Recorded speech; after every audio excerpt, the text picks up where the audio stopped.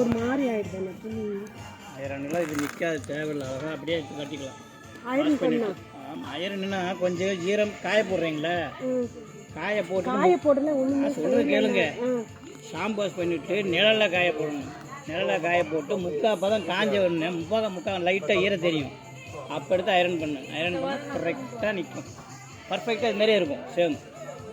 சரியா? நான் அயர்ன் பண்ணல ஒன்றும் இல்லை. இது என்ன பண்ணோம், என் துணி அப்படியே வந்து மடிப்பாக இருக்குன்னு அயர்ன் பண்ணேன். இது இது இல்லை கசங்கிருச்சுன்னு அயர்ன் பண்ணாங்க. இது மாதிரி இருக்குது, மடிப்பு நிற்காதுன்னு அயர்ன் பண்ணிட்டாங்க.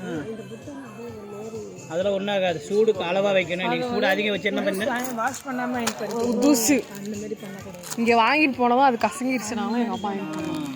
அவர் சொல்கிற மாதிரி லைட்டாக தண்ணியில் போட்டு கொஞ்சம் காஞ்சதும் காயாமல் இருந்து அந்த மடிப்பு இருக்குதுன்னு புதுசு அப்படியே அயர்ன் பண்ணி கட்டலாம்னு தெரியாது. நம்மகிட்ட கேளுங்க. பண்ணிட்டேன். அது ஒரு மாதிரி சரியா? அப்படி பண்ணால் கரெக்டாக நிற்கும். சரியா? அடைச்சிடுறீங்களா, முக்கால் பதம் காஞ்சிடும். பயன் பண்ணுற தண்ணி தொளிச்சு அந்த ஈரத்தில் பண்ணுவாங்க. கரெக்டாக சூடு ஒரு அளவான சூடு வச்சு தேய்ச்சிங்கன்னா க்ளீனாக இருக்கும். புது சாரி அப்பயே எங்கள் அம்மா தெரியாமல் பண்ணுறது அப்படிதான். கொஞ்சம் சூடு அதிகமாக இருந்துச்சுங்க, அந்த பச்சை இடம் அப்படியே கரெக்டாக ஓட்ட வந்துடும். சரியா? அது வேறு இருக்குது. இந்த பாருங்க, பிடிச்ச கடை பாரு. இது முந்தானே ப்ளவுஸு நல்ல கலர் பிடிச்சிருக்கா? டார்க் கலராக காட்டுங்க அங்கிள். லைட் இது லைட்டாக இருக்குது. சரி, டார்க் கலர் பின்னால் இருக்கு. பண்ணு என்ன கலர்